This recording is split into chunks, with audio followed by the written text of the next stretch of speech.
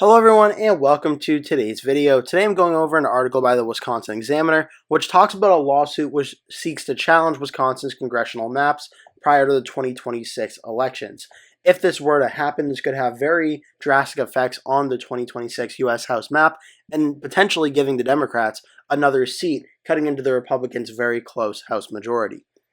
So the article begins by saying a lawsuit was filed Thursday seeking to have the Wisconsin Supreme Court declare the state's current congressional maps unconstitutional because they pack a, quote, substantial share of the state's Democratic voters into only 2 of 8 districts.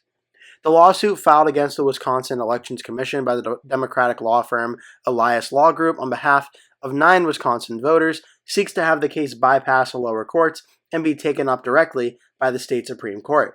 The filing comes 1 month after the state elected Susan Crawford to the court, maintaining a 4-3 Liberal majority on the body until at least 2028. See, when they say elections have consequences for things like this, it's very, very important that they do. Wisconsin's congressional map is antithetical to virtually every principle necessary to sustain a representative democracy, the lawsuit states. It's an impermissibly disadvantages voters based on their political views and partisan affiliation. Systematically disfavoring Democrats because they are Democrats by packing the substantial share of Wisconsin Democrats into just 2 congressional districts while cracking other Democratic communities into uncompetitive Republican districts. The map condemns the party that regularly splits or wins a statewide vote to permanent minority status in the state's congressional delegation. The lawsuit argues that the 9 voters are deprived of their rights because they are Democratic voters who have been drawn into districts that prevent them from electing their chosen candidates. In 2021, Governor Tony Evers and Republicans in control of the legislature reached a stalemate in the negotiations over a new congressional and legislative map, which required the court to step in. The court, which was then controlled by a 4-3 conservative majority, ruled that it would only consider proposed new maps under a, quote, least change standard, meaning maps had to adhere as closely as possible to the maps that Republicans instituted in 2011. Those 2011 maps were considered among the most extreme partisan gerrymanders in all the country. In 2022, the court ultimately chose congressional maps proposed by Evers, but the lawsuit argues that the court rejected the least change approach when it declared the legislative maps unconstitutional in 2023 and should therefore do the same for the congressional maps. Last year, the court rejected a similar effort. This court has since determined that the novel least change approach that directly led to this result lacked any basis in the court's precedents, the Wisconsin Constitution, or past Wisconsin redistricting practice. The lawsuit states, yet the congressional map adopted under the least change approach is now in effect and will remain in effect for the remainder of the decade, absent this court's decision. Okay, so this is obviously very big news. How this all plays out remains to be seen, but it's worth noting that talking about this could have very drastic implications for the 2026 U.S. House map. Right now, the Republicans currently have the majority in the U.S. House with 220 House seats, the Democrats 215. And when you look at the House map in 2024, Wisconsin, which has 10 electoral votes, every state has 2 senators, and then 8 congressmen or congresswomen are from the state of Wisconsin, 6 of which are held by Republicans, 2 are held by Democrats under the current map. And when you look at the current map, the really close areas, Wisconsin's 3rd Congressional District with Derek Van Orden, this is the closest district in all of Wisconsin. If the map were to be changed, this one is certainly one of the areas that likely would be changed where it would probably start going Democrat in the new redistricting. Wisconsin 8 voted for the Republican by 14.7%. It's possible in a new redistricting one this gets more competitive, but I think this is the less likely flip of the two. But Wisconsin won where the Republicans won by 10.2% in 2024. This is right outside of Milwaukee and the Kenosha area down here. This is certainly an area that if it were to be redistricted, where Wisconsin 2, which is a 40-point Democratic win, the new map would probably have something that cuts into the margins of Wisconsin 5, Wisconsin 1, Wisconsin 6, and Wisconsin 3, could change the makeup very drastically for this state. Just to show you how the House predictions are for 2026 at this time, Wisconsin's 1st district that I just showed you, Brian Steele, currently he's ranked as the likely Republican win. Democratic District 2 is Saul Democrat. Wisconsin District 3, this is Derek Van Orden. He has declared he is running, and he also has 3 Democrats already running against him.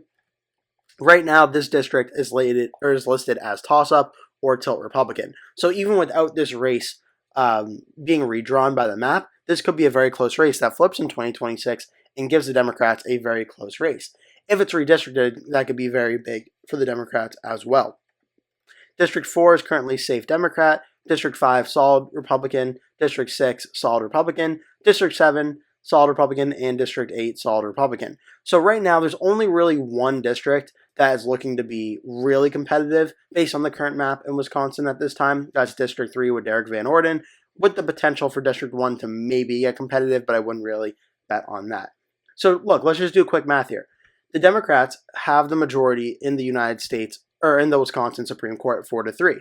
If this lawsuit makes it to the Supreme Court, they could vote purely in a partisan way for Democrats, 3 Republicans, and overturn the map, as they would have every constitutional and legal right to do so.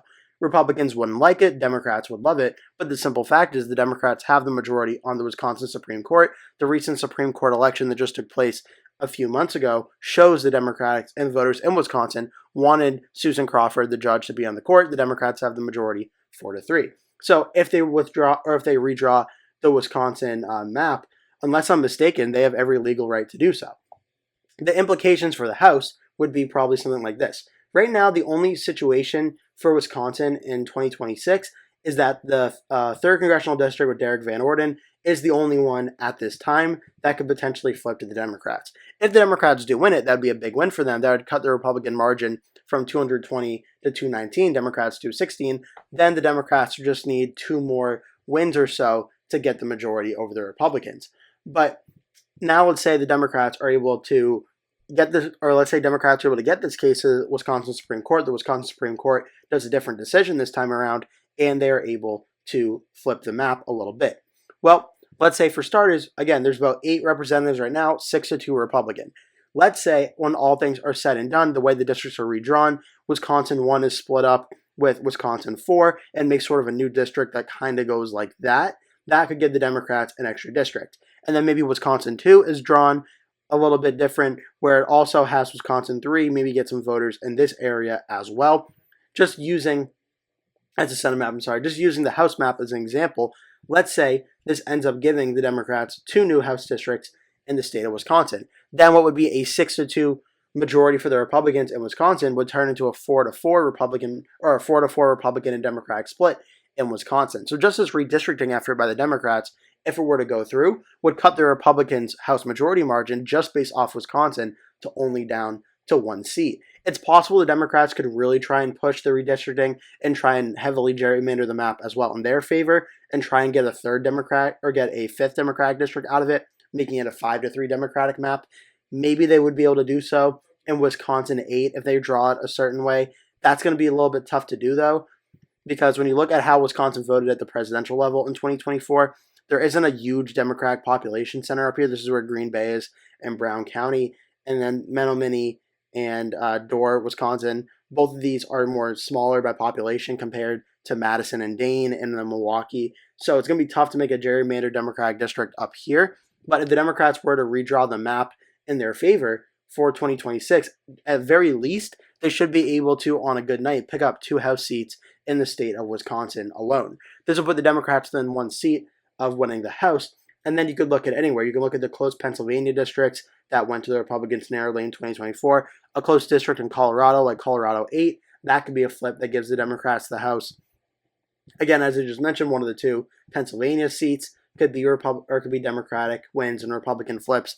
There were very close races in California that went very narrowly towards the Republicans as well. In 2026, you could look at, I believe, let's see. Yes, it was California 13 where Gray narrowly won. That one flipped to the Democrats, but California 41 was only a 3.4% win for the Republicans. So there's opportunity for the Democrats in just Wisconsin, if the map is redrawn, to really cut into the Republicans' House majority, whereas in another state like California or in Pennsylvania, just flipping 1 or 2 of those seats would be enough to give the Democrats a majority. And then if the Democrats are able to redraw Wisconsin's map, they could also maybe redraw other potential maps or just win on the current maps that is and get a pretty large majority, where Republicans only have about a 3 to 4 seat majority at this time. Democrats could get up to even possibly a 30 to 40 seat majority if 2026 ends up being the big Democratic wave that a lot are speculating it could be.